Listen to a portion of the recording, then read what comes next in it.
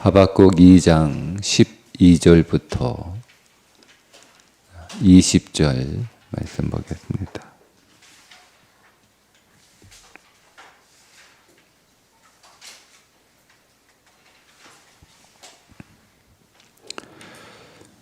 피로 성읍을 건설하며 불의로 성을 건축하는 자에게 화 있을진저.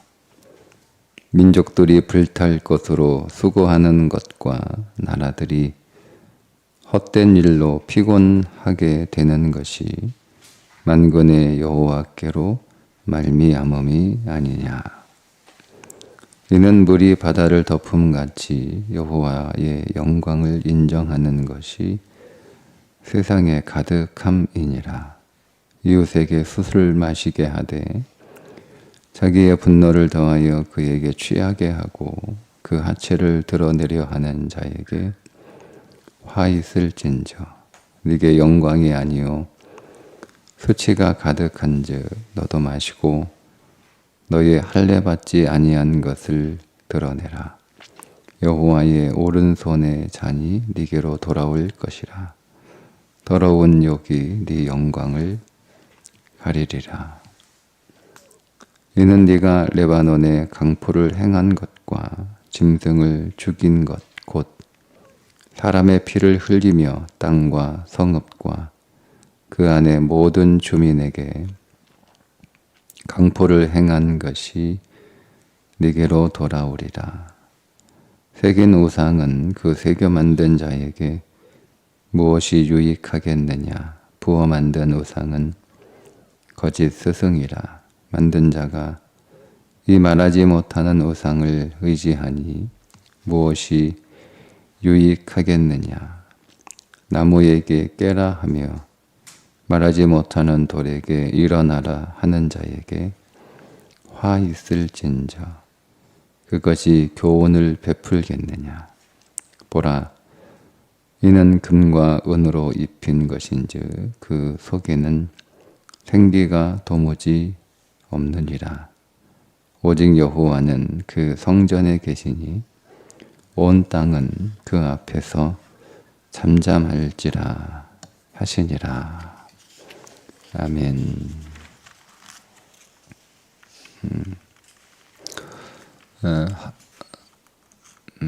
하박국의 두 번째 질문, 하나님의 선민을 어찌 이방 바벨론 손에 의해서 멸망시키시느냐. 그것이 하나님의 공의가 맞냐. 너무 부당하지 않는가. 이렇게 하나님 앞에 질문할 때 하나님의 대답은 그 바벨론도 죽는다. 이렇게 대답을 하시죠. 그 바벨론도 죽고 오직 의인은 믿음으로 말미암아 살리라. 이렇게 말씀을 하십니다. 오직 의인은 믿음으로 말미암아 살리라. 그렇게 말씀을 하시고 나서 이어지는 말씀은 이제 그 바벨론도 죽는다. 그 바벨론도 망한다. 바벨론이 어떻게 망할 것인지 바벨론의 죄악 5가지를 언급하시고 바벨론은 그 죄 때문에 망할 것이다 고 하는 말씀이 오늘 우리가 읽었던 본문을 포함해서 앞에 우리가 어제 보았던 2장 6절부터 말씀이에요. 2장 6절부터 2장 20절까지의 말씀은 바벨론의 죄악 5가지를 말씀하시고 그 죄악 화 있을진저. 그 죄악이 저주를 받아 바벨론도 망하게 될 것이다. 이런 말씀의 내용들인데요. 이 말씀을 오늘 우리가 좀 적용을 하면 이스라엘 백성들이 바벨론에 의해서 멸망당하잖아요. 그러니까 바벨론이 행했던 그 죄악은 이스라엘에 행했던 죄악이에요. 그런데 그 죄악으로 말미암아 바벨론이 망하고 이스라엘은 역전돼서 그 바벨론으로부터 당했던 그 삶을 또 바벨론에게 갚아주는 그런 삶을 살게 될 것이다 라고 하는 내용인데, 이 말씀은 오직 의인은 오직 믿음으로 말미암아 살리라, 고쳐 쓰는 인생이 아니라 십자가에서 모든 옛사람이 처리되고 끝나고 종결되고 다시 그리스도의 부활 안에서 새롭게 된 믿음의 의인은 이전과는 다른 역전의 삶을 살게 될 것이다 라는 말씀으로 적용할 수가 있습니다. 우리가 그리스도 안에서 새롭게 된 저와 여러분은 옛사람이었을 때 살았던 그 삶과 다른 역전되는 삶을 사는 겁니다. 그게 의인의 삶이에요. 아니, 다시 살아났잖아요. 우리의 옛사람이 처리되고 우리의 옛사람이 끝나고 우리의 옛사람의 십자가에서 죽고 이제 그리스도 안에서 우리는 새로운 피조물이 되었잖아요. 우리 다시 창조가 되었잖아요. 다시 창조된 여러분, 그 삶은 예전의 삶하고 달라야 그게 새로운 삶이잖아요. 아니, 다시 하나님이 오늘 우리를 만들어 주셨는데 그 다시 태어난 중생한 오늘 우리가 옛날하고 똑같이 살면 그거는 생명은 아니잖아요.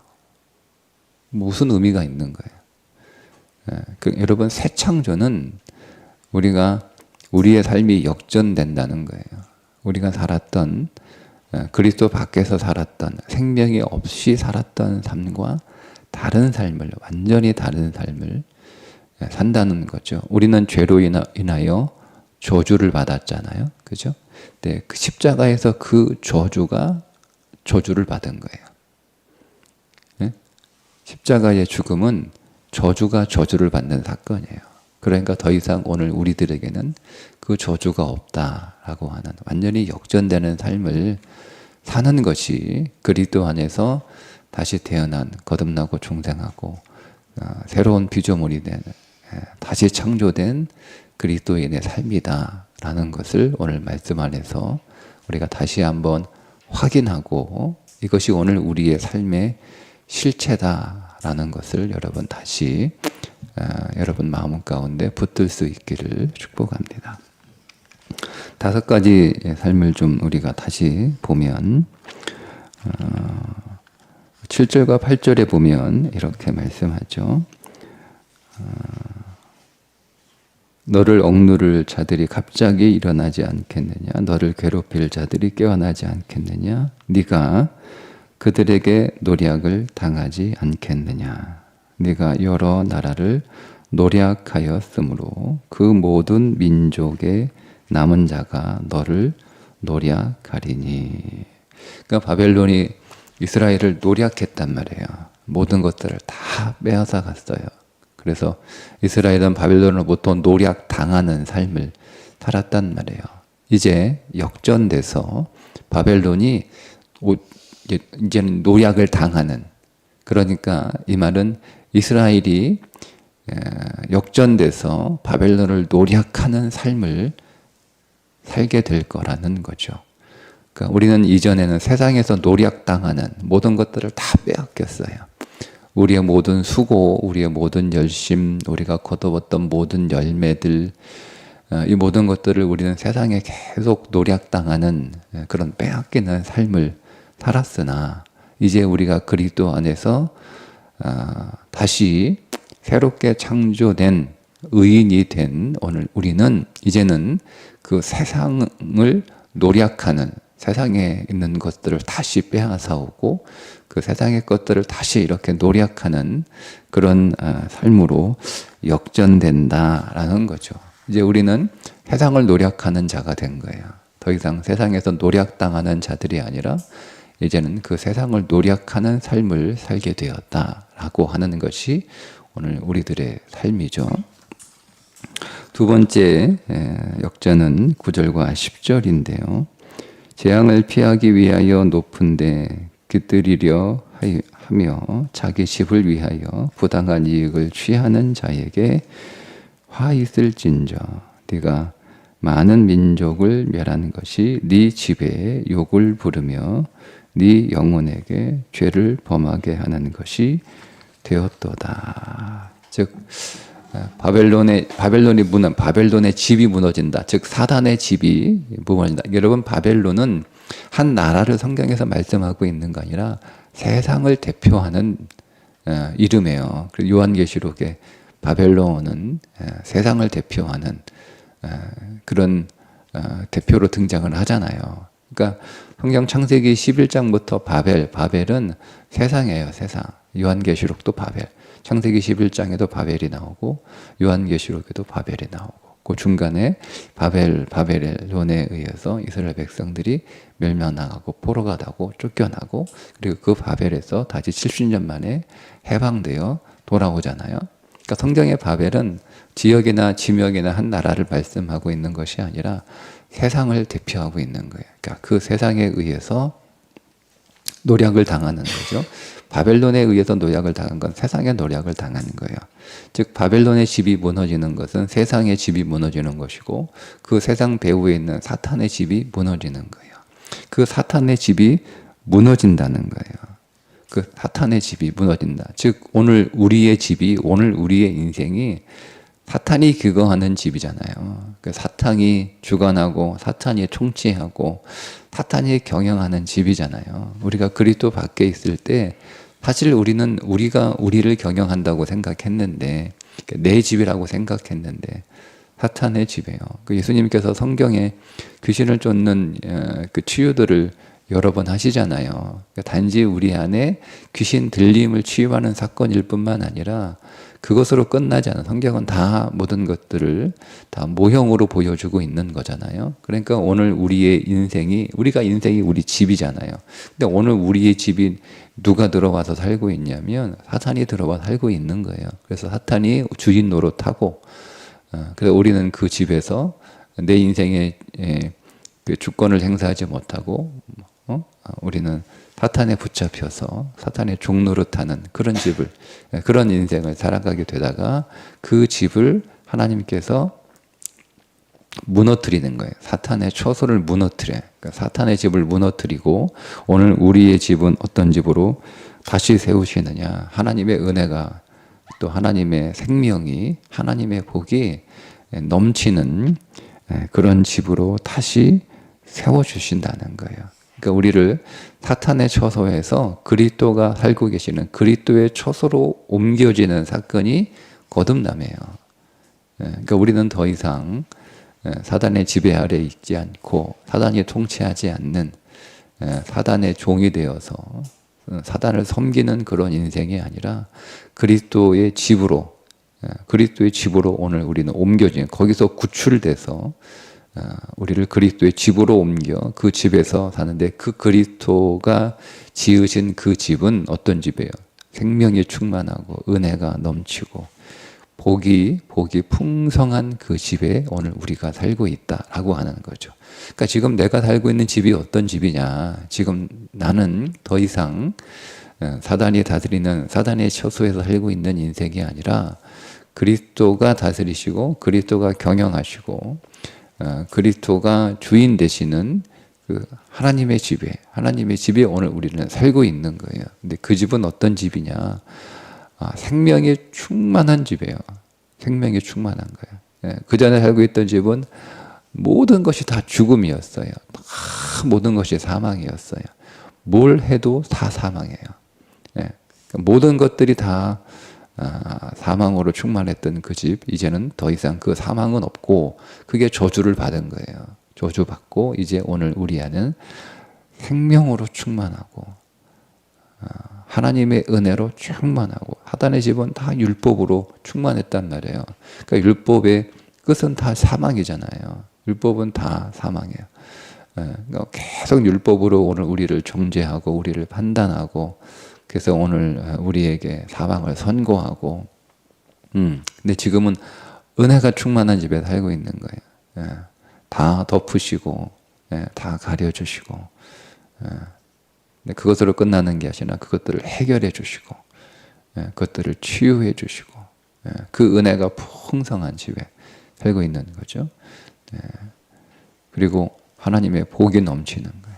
하나님의 복이 아주 풍성한 그 집에 오늘 우리가 살고 있다라고 하는 것을 믿음으로 보셔야 되는 거예요. 믿음으로. 그러니까 내가 살고 있는 내 집은 생명이 충만하고 은혜가 넘치고 하나님의 복이 풍성한 집이다. 이게 내 인생이라는 거예요. 그 근거는 그리스도예요. 그리스도. 그러니까 내가 내 인생을 그렇게 만들었기 때문에, 그렇게 만들 만한 내 인생에 어떤 나의 자원이 있기 때문에 우리가 그렇게 보는 게 아니고, 그리스도의 집에 내가 살고 있기 때문에 그리스도를 근거로, 그분 안에는 일체 사망도 어둠도 근심도 저주도 없는 거잖아요. 그분 안에는 오직 생명만이 있고 은혜만이 있고 복만이 있고, 그러니까 내가 그 집에 살고 있는 거예요.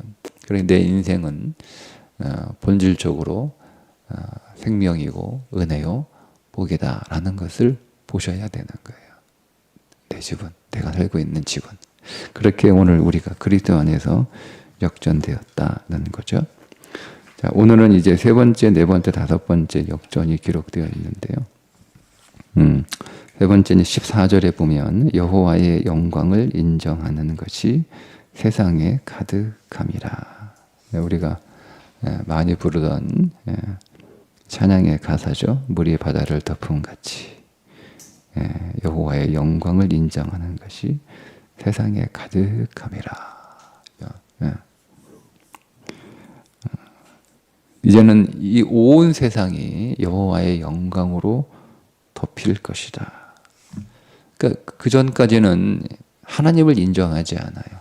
하나님을 인정하자. 근데 이제는 내 인생 안에서 모든 것을 통하여 다 하나님을 인정하는 그런 인생이 될 것이다. 그러니까 하나님을 인정하지 않을 수 없는 일들이 계속 내 안에서 일어나는 거예요. 그 전까지는 우리 인생 안에서 일어나는 일들은 다 하나님이 없는 것 같은, 하나님이 안 계신 것 같은, 하나님이 나와 상관이 없는 것 같은 일들만 계속 일어나는 거예요. 이게 그리스도 밖에 있는 인생들이에요. 근데 오늘 우리가 그리스도 안에서 다시 재창조되고 오늘 우리가 다시 태어나게 되면 이제 오늘 우리의 인생은 하나님을 인정하지 않을 수 없는 일들만 계속 일어나는 거예요. 계속 일어나는 거예요. 그러니까 모든 것이 다 하나님이 일하시는 것들이고, 모든 것이 다 하나님이 살아계신 증거들이고, 모든 것이 하나님이 역사하시는 다 증거가 되는 거예요. 그러니까 오늘 우리의 모든 삶 속에서 우리는 다 하나님을 발견하는, 그래서 하나님의 영광을 우리가 체험하게 되고 그 하나님의 영광을 우리가 보게 되는 삶으로 역전되는 거예요. 모든 곳에서 다, 우리의 인생의 모든 곳에서 다 하나님의 영광을 만나고 하나님의 영광을 발견할 수 있다라고 하는 거죠.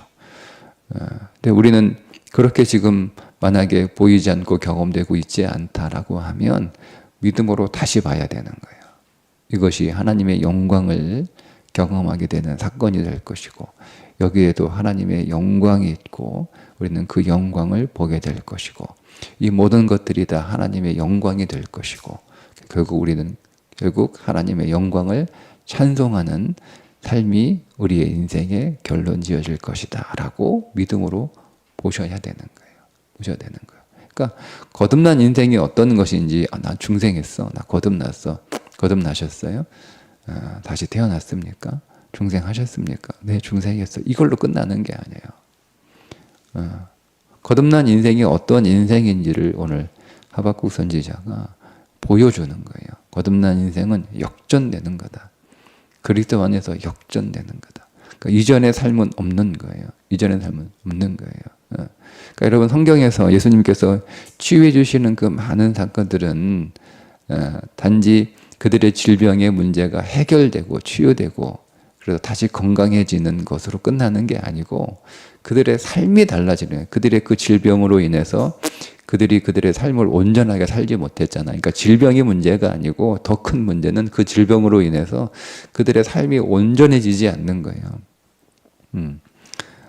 그들이 걷지 못함으로 인해서, 그들이 누워 있음으로 인해서, 그들이 보지 못함으로 인해서, 그들이 귀신 들림으로 인해서 그 질병 때문에 고통당하는 게 문제가 아니고 더 큰 문제는 그로 인하여 그들이 살아야 될 온전한 삶을 살지 못하는 거예요. 하나님이 오늘 우리를 창조하셨을 때 우리에게 주신, 하나님이 계획하신 삶이 있단 말이에요.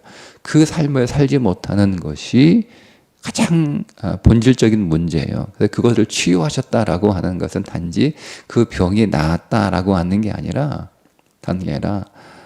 오늘 그 질병으로 해여 우리가 살지 못했던, 온전하지 못했던 오늘 우리의 삶을 비로소 살게 되었다는 거죠. 그게 주님이 오늘 우리를 치유하신 목적이에요. 그러니까 여러분, 오늘 우리는 하나님의 영광을 위하여 우리를 창조하셨는데 우리는 하나님의 영광을 보지 못하는, 발견하지 못하는 삶을 계속 우리가 살고 있었단 말이에요. 과거에 거듭나기 전에. 근데 우리가 거듭남으로 인하여 이제는 비로소 우리는 하나님의 영광을 보고 발견하고 하나님의 영광이 되는 그 삶을 살게 되었다. 이게 역전의 삶이죠. 하나님의 영광을 보셔야 되는 거예요. 우리가 잘못 이해하면 내가 예수 믿어가지고 이제 내가 더 영광스러운 삶을 살게 되고, 그 전까지는 내가 막 나를 자랑하지 못하고 그런 삶을 사는데 이제는 내가 비로소 나를 자랑하고 나를 보여주고 나를 드러내고 나를 나타내는 삶을 살게 되었다라고 여러분 우리가 잘못 오해할 수 있는데 아니요 여러분. 이제는 하나님의 영광을 드러내고 하나님의 영광을 보여주고 하나님의 영광을 또한 내가 받고 그 영광 안에 살아가는 삶을 살게 되었다는 거예요. 우리는 하나님의 영광 안에서 우리 삶이 영광스러운 거지, 하나님의 영광과 상관없는 영광스러움은 우리 안에 없어요. 아무런 의미가 없는 거예요. 그런 삶이 오늘 우리 가운데 역전된다는 거죠. 네 번째는 14절에 보면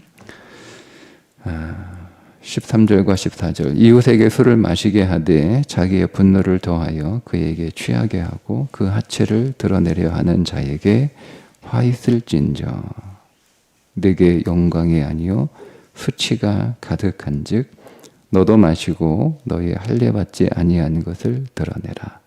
여호와의 오른손에 잔이 네게로 돌아올 것이라. 더러운 욕이 네 영광을 가리리라. 바벨론 이스라엘 백성들 포로로 잡아와가지고 그들의 술잔치에서 술을 이렇게 따라주고 먹이면서 뭐 하란 거예요? 춤추게 하는 거예요. 춤추게 하는데 다 발가벗겨 놓고 춤추게 하는 거예요. 그것을 보고 막 서로 이제 바벨론은 낄낄대고 막 웃고 막 이렇게 하는 거예요. 마치 사람을 그 앞에 세워놓고 뭐 광대처럼 뭐 짐승처럼 원숭이처럼 그렇게 하는 그런 일들을 자행했어요. 우리가 세상에서 웃음거리가 되고, 우리가 세상에서 놀이개거리가 되고, 세상에서 장난감처럼 그렇게 취급당하고 그렇게 당했던 삶이에요. 그 삶이 역전돼서 이제는 뭐예요? 바벨론이 그 일을 당하는 거예요. 바벨론이 수치를 당하고 바벨론이 모욕을 당하고 그런 삶을 살게 된다는 거죠. 그러면 여러분, 이 말씀은 우리가 이전에는 그리스도 밖에서 수치를 당하는 삶을 살았으나 이제는 오늘 화 있을진저, 우리의 그 모든 수치스러운 것들이 저주를 받았잖아요. 그러니까 오늘 우리의 모든 부끄러운 것들, 우리 인생 안에는 모든 나쁜 것들이에요. 나쁜 것들, 이 모든 나쁜 것들이 다 저주를 받아서 그 나쁜 것들이 다 사라지고 이제 우리 안에 뭐가 남았냐면 좋은 것들만 남은 거예요. 좋은 것들만 남은 거예요. 여러분, 십자가는 교환이 이루어진 거예요. 교환이. 내 안에 있는 모든 나쁜 것들을 주님이 다 가져가시고 주님 안에 있는 모든 좋은 것들이 다 내게로 오는 교환이 일어나는 것이 십자가예요. 그래서 이건 놀라운 십자가이고 영광의 십자가이고 능력의 십자가이고 생명의 십자가이고 승리의 십자가인 거예요. 그래서 다 여러분 교환됐어요. 내 안에 있는 모든 나쁜 것들은 다 주님이 십자가로 가져가셔야 돼요. 거기서 다 처리해 버리시고 거기서 다 하나님께서 소멸시켜 버리는 거예요. 그리고 그리스도 안에 있는 좋은 것들을 내게 다 주시는 그런 놀라운 생명의 교환이 십자가에서 일어나는 거예요. 그러니까 더 이상 내게는 저주도 없고 어둠도 없고 사망도 없고 없는 거예요. 그러니까 우리 인생 안에 모든 나쁜 것들은 하나도 없다. 남아있는 것들은 모든 좋은 것들만 있다라는 거예요. 그러면 이제 오늘 우리가 경험하고 있는 이 나쁜 것들은 뭐냐라고 하는 거죠. 그게 나쁜 게 아니라 좋은 거예요. 그게 나쁜 게 아니라 좋은 거예요. 그게 오늘 우리에게 필요하고 오늘 우리의 인생을 더 생명으로 채워가고 우리를 그리스도 안으로 더 인도하고 우리 안에 그리스도를 더 충만하게 하는 것들인 거예요. 근데 우리가 그것을 믿음 안에서 보지 못하고 자꾸 육신으로 보면 그냥 나쁘게 보는 거예요. 나쁘게 보는 거죠. 그렇지 않아요, 여러분. 오늘 우리의 인생이 역전됐다. 이제는 우리 인생 안에 좋은 것만 남았다는 것을 여러분 믿음으로 볼 수 있기를 축복합니다. 마지막 5번째 이제 18, 19절이죠. 세계 우상은 그 새겨 만든 자에게 무엇이 유익하겠느냐? 부어 만든 우상은 거짓 스승이라. 만든 자가 이 말하지 못하는 우상을 의지하니 무엇이 유익하겠느냐? 나무에게 깨라 하며 말하지 못하는 돌에게 일어나라 하는 자에게 화 있을진저 그것이 교훈을 베풀겠느냐? 보라, 이는 금과 은으로 입힌 것인즉 그 속에는 생기가 도무지 없느니라. 이제 우상을 만든 자가 이제 저주를 받아 그 우상에서 구출되어 생명의 삶을 살게 될 것이다 라는 거예요. 우리가 과거에는 모든 것들을 다 우상 삼았어요. 모든 것들을 다 우상들. 다 우상이에요. 사람도 우상. 부모가 우상이고 자녀가 우상이고 남편이 우상이고 아내가 우상이고 다 우상으로 삼았어요. 우리는 세상을 다 우상으로 삼았어요. 물질이 우상이고 지식이 우상이고 명예가 우상이고 건강이 우상이고 직업이 우상이고 다 우상으로 삼았어요. 근데 거기에는 생명이 없다는 거예요. 여러분 그것은 생명이 없다는 거예요. 우리가 우상 담는 것들이 생명이 없다. 그러니까 여러분 우리는 우상 그러면 오늘 여기 나오는 것처럼 그냥 무슨 돌이나 무슨 신상이나 무슨 나무나 뭐 이런 것들만을 여러분 우상이라고 생각하는데 제가 지금 말씀드린 것들이 다 우상이에요. 우리가 하나님처럼 섬기고 있으면 거기에 소망을 두면 그게 우상인 거예요. 부모에게 소망을 두면 부모가 내게 우상이죠. 자식에게 소망을 두면 그 자식이 되게 우상인 거예요. 남편에게 아내에게 소망을 두면 그게 우상인 거예요. 우상인 거예요. 그러면 여러분 보세요. 내가 자녀에게 소망을 두었는데 자녀가 그 소망을 내게 계속 주지 못하면 우리가 낙심하잖아요. 그게 우상 아닙니까? 우리가 세상에 소망을 둔 거예요. 물질에 소망을 두고 내 지식에 소망을 두고 혹은 내 건강에 소망을 두고 거기에 다 소망을 두고 살다가 그것이 어느 날 내게 소망을 주는 게 아니라 절망을 준단 말이에요. 물질이 내게 절망을 주고 내가 믿고 있었던 지식이 내게 절망을 주고 내가 그렇게 믿었던 건강이 나에게 절망을 줘요. 그게 다 우상이에요. 그러니까 여러분 그 모든 것들은 우리에게 참 생명을 줄 수 없다는 것을 우리가 경험하는 거죠. 우리에게 참 평안을 주지 못하고 참 생명도 주지 못하고 우리에게 참 소망도 되지 못하다라고 하는 것을 우리는 경험하고 이 모든 우상들이 여러분 저주를 받아요. 그러니까 여러분 오늘 우리의 인생 안에서 우리가 믿고 있었던 그 우상들이 무너지는 일들을 경험하게 돼요. 그건 여러분 우리가 소망이 사라지고 우리 인생이 절망으로 채워지는 사건이 아니고 우리가 참 소망으로 인도되는 사건으로 여러분 보셔야 돼요. 우리가 헛된 소망 안에 살고 있으니까 우리는 거듭난 인생이잖아요. 그러니 오늘 우리 인생 안에 다시 역전이 일어나게 되는데 이제 거짓 소망, 헛된 소망에서 우리는 참 소망으로 건져지는 거예요. 그 우상에서 건져지고 더 이상 그 우상에 붙들려 있지 않고 더 이상 그 우상에 사로잡혀 그 우상을 따라가는 삶이 아니라 우리가 유일한 하나님 그리고 진정한 생명의 하나님 안에서 살아가는 참된 생명과 소망의 삶을 이제 살아가게 될 것이다 라는 것을 말씀하고 있습니다. 그렇게 오늘 우리는 그리스도 안에서 다시 거듭남으로 다시 태어남으로 다시 새롭게 창조됨으로 오늘 우리의 모든 삶은 역전되었음을 믿으십시오. 그러니까 이제 우리는 더 이상 아무 말도 할 수가 없는 거예요. 그래서 오늘 마지막 20절에 말씀하시죠. 오직 여호와는 그 성전에 계시니 온 땅은 그 앞에서 잠잠할지라 하시니라. 아무 말이 없어요. 할 말이 없는 거예요. 하나님의 이 놀라우신 일들에 대해서 우리가 그것을 발견하고 그것을 깨닫고 우리가 그것을 체험하고 우리가 그것을 여러분 실제로 보게 되면 아무 할 말이 없는 거예요. 왜? 이제 오늘 우리 인생은 역전되었으니까 무슨 할 말이 있겠어요? 우리가 그러니까 첫 번째는 할 말이 없어요. 그리고 마지막은 찬송하는 거예요. 그죠? 하박국 2장의 마지막에서는 할 말이 없는 거예요. 우린 그전까지 말이 많았어요. 이제 하박국이 말이 많은 거예요. 계속 하나님한테 막 질문하고 항의하잖아요. 할 말이 많아요, 하나님 앞에. 근데 이 하나님의 일들을 진리 안에서 깨닫게 되고 보게 되니까 역전될 거야. 그리스도 안에서 역전되는 거다. 다시 태어나는 거다. 다시 창조되는 거다. 라고 하는 것을 듣게 되었을 때 하박국이 할 말이 없는 거예요. 잠잠해져요. 그리고 그것으로 끝나는 게 아니죠.